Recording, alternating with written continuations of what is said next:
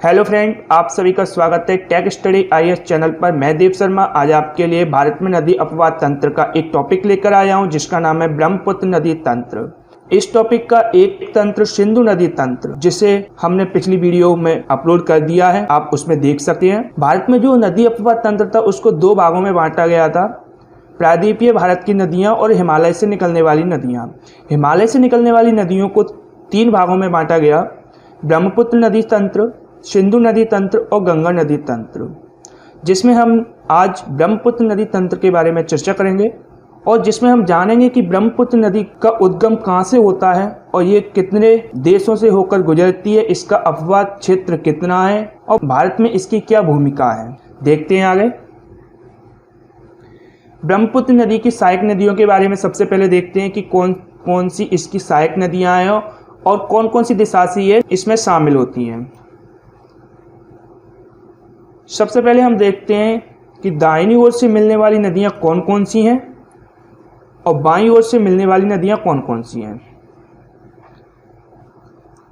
सिंधु नदी का उद्गम होता है तो सबसे पहले बाईं ओर से इसमें नदियां मिलती हैं, जिसमें सबसे पहले दिबांग, जिसे सिकांग भी कहा जाता है, लोहित नदी, बूढ़ी दिहिंग और धनसरी, ये नदियां हैं जो कि बाईं ओर से सबसे पहले सिंधु नदी के उद्गम से जब प्रवाह होता है तो इसमें मिलती हैं। उसके बाद इसकी दाहिनी ओर से नदियां मिलती हैं सुबनसिरी, कामेग, मानस और संकोश, और सबसे नीचे आकर तीस्ता और पद्मा। अब हम देखते हैं कि ब्रह्मपुत्र नदी का उद्गम कहाँ से हुआ है। ब्रह्मपुत्र नदी का उद्गम कैलाश पर्वत श्रेणी के दक्षिण में स्थित मानसरोवर झील के निकट आंगसी ग्लेशियर से इसका उद्गम होता है। ब्रह्मपुत्र नदी की कुल लंबाई 2900 किलोमीटर है, जो कि विश्व की सबसे लंबी नदियों में से एक है तथा जल विसर्जन के कुल आयतन की दृष्टि से यह विश्व की 4 बड़ी नदियों में इसे शामिल भी किया गया है।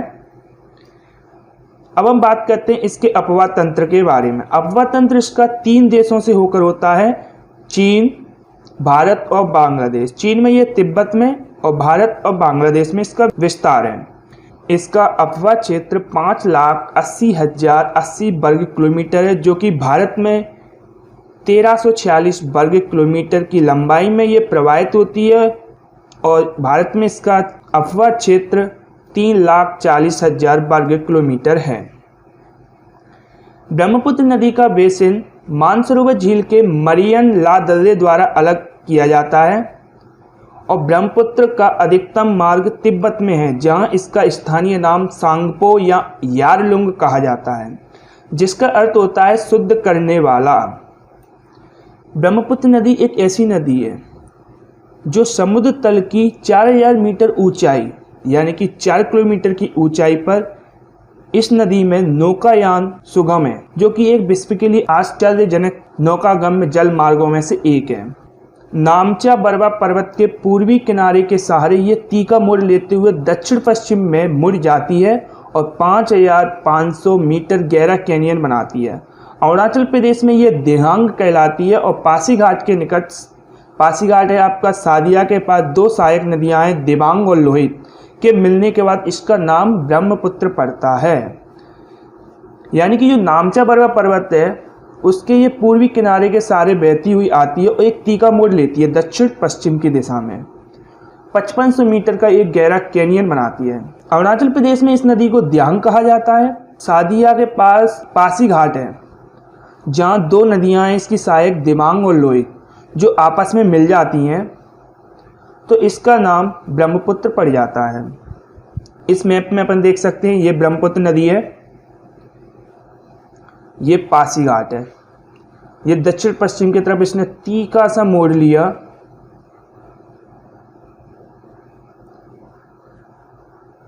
ये अरुणाचल प्रदेश में, यहाँ इसको दिहांग कहा जाएगा, ये अरुणाचल प्रदेश में इसने प्रवेश किया है। असम घाटी में प्रवेश करते ही ब्रह्मपुत्र नदी में अनेक सहायक नदियाँ मिलती हैं, जैसे सुबनसिरी, जिया भरेली, धनसिरी, पुथीमारी, पगलादिया और मानस इसकी प्रमुख सहायक नदियां हैं। ये धुबरी शहर तक पश्चिम की ओर बहती है, तत्पश्चात गारो पहाड़ी से दक्षिण की ओर मुड़कर गोलपारा के पास बांग्लादेश में प्रवेश करती है। मैप के माध्यम से समझ सकते हैं ये इसका उद्गम स्थल है। यहाँ से ये चली नदी तिब्बत के पठार होते हुए यानी कि चाइना में, चाइना के बाद ये अरुणाचल प्रदेश में प्रवेश करती है। ये अपना अरुणाचल प्रदेश है। अरुणाचल प्रदेश से जहाँ इसकी ये सहायक नदियाँ, इसमें लोहित आ गई और दियांग आ गई। हमने अभी पीछे बताया था कि लोहित और दियांग के मिलने के बाद यहाँ पर इसका नाम ब्रह्मपुत्र पड़ता है। यहाँ से इस नदी को ब्रह्मपुत्र कहा जाता है। इसके बाद इसमें दाईं ओर से ये सुबनसिरी नदी मिल रही है, कामेग, बाकी और मानस। ये कहाँ पर मिल रही है? असम में मिल रही हैं। इसके बाद यहाँ पर ये धुबरी शहर है, पश्चिम की ओर चलती है, पश्चिम में जा रही है धुबरी शहर तक। और गारो पहाड़ी है ये यहाँ पर मेघालय में। यहाँ से ये मुड़ती है दक्षिण की दिशा में, ये मुड़ गई और बांग्लादेश में ये प्रवेश कर। उसके बाद ये आपकी गंगा नदी है। गंगा नदी इसमें आकर मिल जाती है और ये गंगा नदी और ब्रह्मपुत्र नदी आपस में मिलकर पद्मा के नाम से प्रवाहित होते हुए बंगाल की खाड़ी में अपना जल गिराती हैं और यहाँ पर एक डेल्टा बनाती हैं, सुंदरबन डेल्टा। ये देखिए इसका प्रवाह क्षेत्र। क्वेश्चन आता है कि तेजपुर किस नदी के किनारे है, गुवाहाटी किस नदी के किनारे, डिब्रूगढ़ किस नदी के किनारे है, नीमती किस नदी के किनारे और पासीघाट किस नदी के किनारे है। इस मैप के माध्यम से देख सकते हैं कि पासीघाट डिब्रूगढ़ असम में है, नीमती असम में, तेजपुर असम में, गुवाहाटी असम में। ये सब ब्रह्मपुत्र नदी के किनारे स्थित हैं। उसके बाद ये नदी बंगाल में प्रवेश करती है और यहाँ से ये आपकी गंगा नदी मिलती है और यहाँ पर इसको पद्मा कहा जाता है। पद्मा के बाद ये बे ऑफ बंगाल में अपना जल प्रवाहित करती है और एक डेल्टा बनाती है जिसका नाम है सुंदरबन डेल्टा।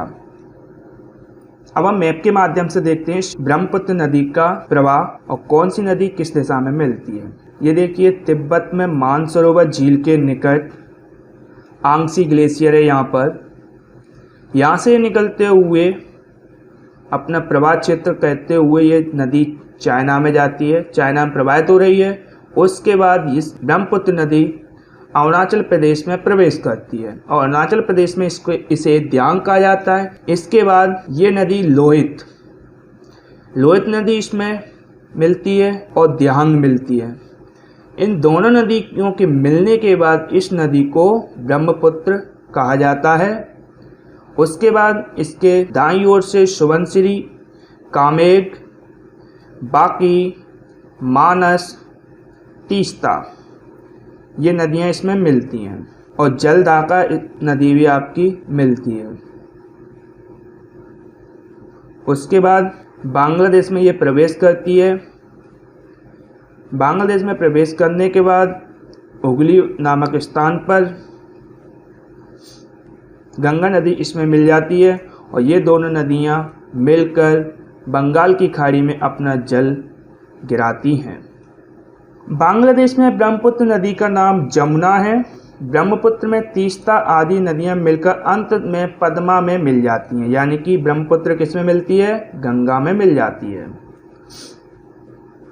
मेघना की मुख्य धारा बराक नदी का उद्गम मणिपुर की पहाड़ी से होता है।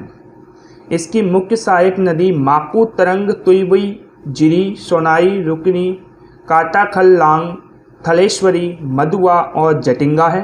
बराक नदी बांग्लादेश में तब तक बहती रहती है जब तक कि भैरव बाजार के निकट गंगा ब्रह्मपुत्र नदी में इसका विलय नहीं हो जाता है।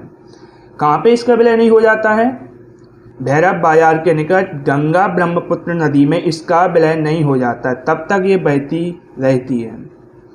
असम घाटी में ब्रह्मपुत्र नदी गुम्फित जलमार्ग बनाती है जिसमें कुछ बड़े बड़े द्वीप भी मिलते हैं।